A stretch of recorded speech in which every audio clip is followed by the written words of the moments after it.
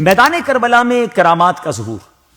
اللہ کریم نے امام علی مقام امام حسین رضی اللہ تعالیٰ عنہ کو بے شمار کرامات سے نوازا تھا، جن کا ظہور میدان کربلا میں بھی ہوا۔ کربلا کے میدان میں ایک موقع پر جب امام علی مقام رضی اللہ تعالیٰ عنہ مسلمانوں کے درمیان خطبہ ارشاد فرما رہے تھے تو اسی دوران بد زبان یزیدی مالک بن عروہ نے خیموں کی حفاظت کے لیے خندق میں لگائی گئی آگ کو دیکھ کر کہا، اے حسین، آپ نے دوزخ کی آگ سے پہلے یہی آگ لگا لی، معاذ اللہ۔ امام حسین رضی اللہ تعالیٰ عنہ نے اس بدبخت کو جواب دیتے ہوئے فرمایا، کذبت یا عدو اللہ، اے خدا کے دشمن، تو جھوٹا ہے، تجھے یہ گمان ہے کہ میں دوزخ میں جاؤں گا اور تو جنت میں جائے گا۔ مسلمانوں کی صف میں سے حضرت مسلم بن اوسجہ رضی اللہ تعالیٰ عنہ کو مالک بن عروہ کے کلمات بہت ناپسند لگے، انہوں نے امام علی مقام سے اس بد زبان کے منہ پر تیر مارنے کی اجازت طلب کی، جس پر آپ نے انہیں یہ کہہ کر خاموش کر دیا کہ میری طرف سے جنگ کی ابتدا نہیں کی جائے گی۔ ناظرین غور کریں، اتنی بڑی بدبختی، اتنی بڑی معاذ اللہ گستاخی کی گئی، مگر آپ نہیں چاہتے تھے کہ آپ کی طرف سے انیشیٹ لیا جائے، جنگ آپ کی طرف سے شروع۔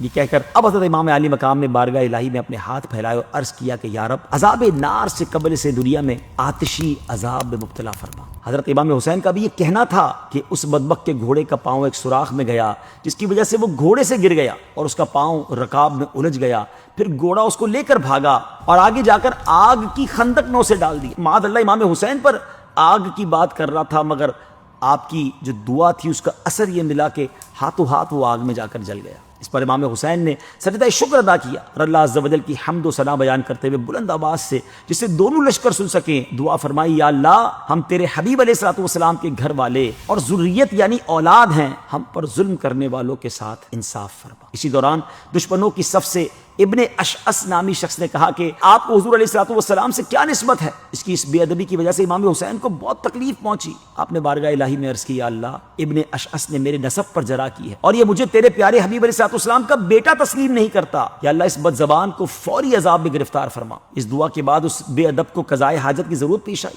وہ گھوڑے سے اتر کر ایک طرف بھاگا کہ کسی جگہ جا کر قضائے حاجت کرے، اپنے لباس کو اتارا تو ایک سیاہ بچھو نے اس کی شرمگاہ میں ڈنک مارا، اسی حالت میں نجاست آلود زمین پر گرا اور اس کی جان نکل گئی۔ ناظرین، ان واقعات سے معلوم ہوتا ہے کہ آل رسول اللہ کی بارگاہ میں کس قدر و منزلت والے ہیں۔ صرف دعا مانگنے کی دیر ہوتی تھی اور دشمنان آل رسول چندی لبوں میں موت کی گھاٹ اتر جاتے تھے۔ اللہ پاک ہمیں بھی آل رسول کا ادب و احترام کرنے اور ان کی طرح دین اسلام کی خاطر اپنا سب کچھ قربان کرنے کا جذبہ عطا فرمائے۔ آل رسول کی کیا بات ہے!